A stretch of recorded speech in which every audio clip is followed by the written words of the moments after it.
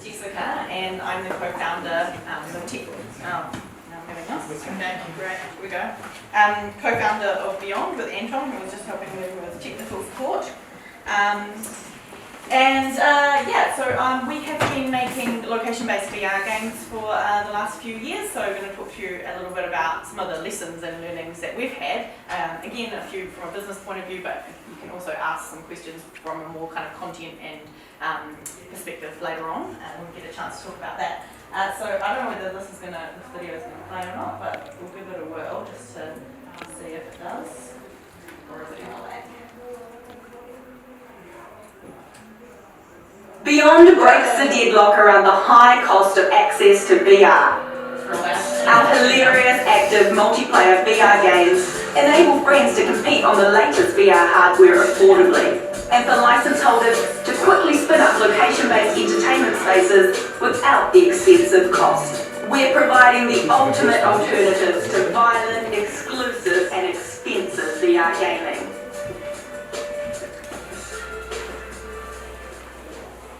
Inspired and amusing customization options geared towards one-upsmanship will drive microtransactions, while membership subscription models facilitate more predictable revenue.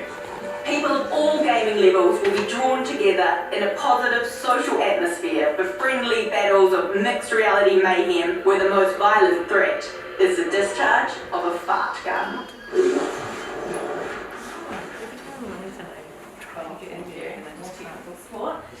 So that's our first game, Oddball, and so as you can see, it's a location-based VR game.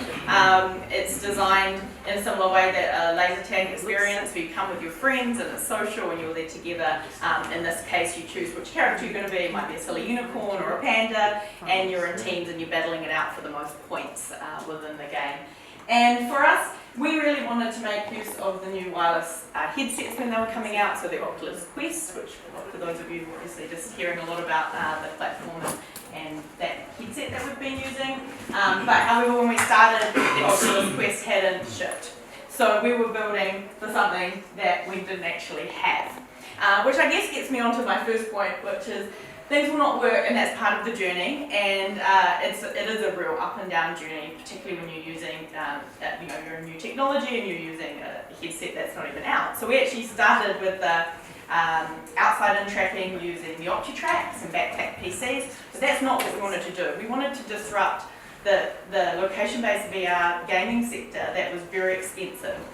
$300,000 US to set up for zero latency. This is back when we were starting. They've obviously brought their costs down now as well. The real high end.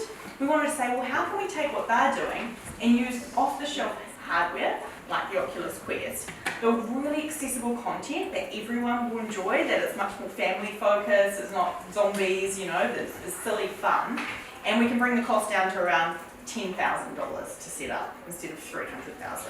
And how can we then scale that en masse and really disrupt that industry? But of course we didn't have the headset, so we had to start somewhere else, and then we had to kind of move into that. We also started by thinking it would be really cool to have walls and a much more mixed reality experience, so our whole lab was full of everything that you could touch and feel. Then we started thinking about how do we scale that over to America, which was going to be our first market, and it's not really very scalable to have walls and quite tricky in terms of tracking. So we quickly removed all the walls. We also started off by having an attachment for the controllers, so that you could have a little launcher that you could hold and feel and have that real weight. Also realised that's too hard for a lot of reasons. Scrapped that. So our final product, which you saw on there, was just using the controllers and had no walls, and it didn't make a difference, because in the end all that mattered was people had a great time. And if people have a great time in your experience, they don't worry about lots of the other things or flashy bits. And there's a level of experience, and if people pay and they get what they're expecting for that, they'll be happy about it. It's not to say I don't love the real amazing void experiences and other ones at the wind and all these things, but it was not the set that we were going for. So talking about choosing the particular hardware or stack that you might be using, it's really important. For us, we'd chosen the Quest. We didn't have it, but as soon as it was out, we had them, which was great. It was working really well. We've signed up to be Oculus enterprise developers, ISV developers, got all that happening. But then the enterprise solution took 8 months for us to actually have it. And then when we got it, it was buggy. And so we couldn't even ship things, and there was all this drama. So, really trying to choose a solution and one that's already established and that you can trust is something which I would recommend, but also having a B plan. Like, what are you going to do if things don't go right, with what you've chosen? Is there another option? And just be prepared that if something's new and you do want to use it, it's going to take you way longer than you think. Like the 3 years for sometimes getting something over the line. If it's new, there's going to be issues, and you just have to build that into your timeline and have that realistic expectation that, things will potentially go wrong. And it really does matter a lot what you use. Firmware updates are the enemy. Most of the time. Sometimes they're really great.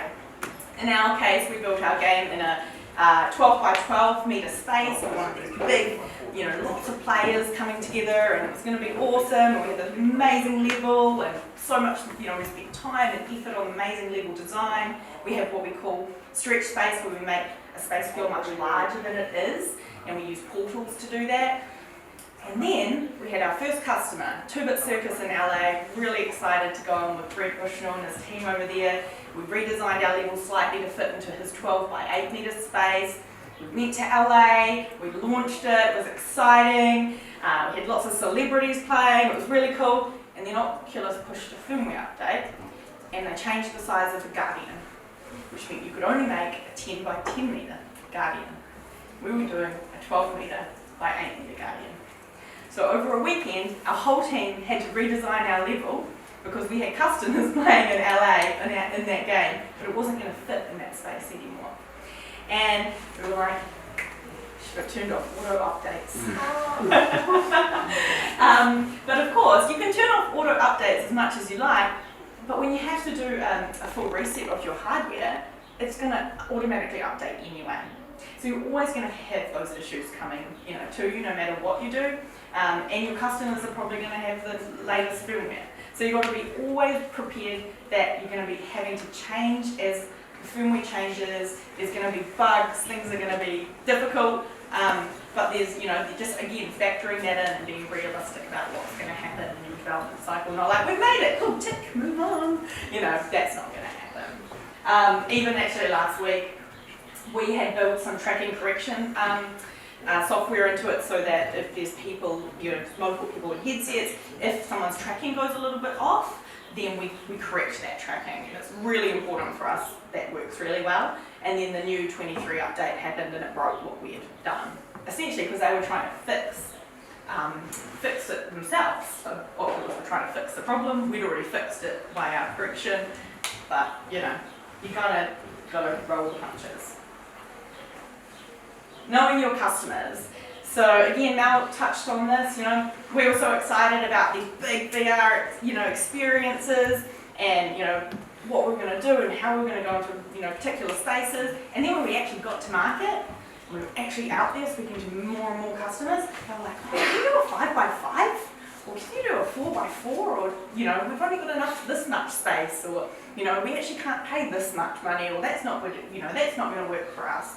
And it's like any business really got to go and do all of that research and really truly understand what do the customers want, what are their constraints. Of course, it's about being innovative and we're here to educate and take people on a journey as well. So definitely don't stop doing anything like that, but just really remember who are those customers, what are council prepared to pay, what are entertainment centres prepared to pay, who wants exclusive content, who doesn't, how could you reskin it? There's all sorts of opportunities, but really understanding deeply who your customers are is vital. For us in location-based VR, hygiene is obviously really important and for all of us. I'd just like to say though that we are open in Wellington in our space. We've had one over in Minnesota. LA is obviously closed still because of COVID. We're here in Auckland opening a new one tomorrow with VR Boom, which is exciting. But we haven't found people are scared of putting a headset back on. people are really happy. Like, we've got heaps of bookings in Wellington. People are enjoying this, are loving it, and they're not put off by it. But it's vital that you have great hygiene. We have a UVC machine which we put our headsets in to clean them. We obviously have lots of wipes. It's really important that you show people, they can see what you're doing, so they know that there's a really good hygiene routine going on if you're out and about. And this goes for if you're doing an activation somewhere, if you're demonstrating up here, or if you're in a big space or museum, whatever you're doing in that kind of where people are playing and using a headset. So I guess VR, like location-based VR, is definitely not dead in my opinion. The interest has come right back up after COVID. For us, it was pretty devastating. We launched in LA. We had a $3 million contract with another company over there on the cards, and then everything was gone.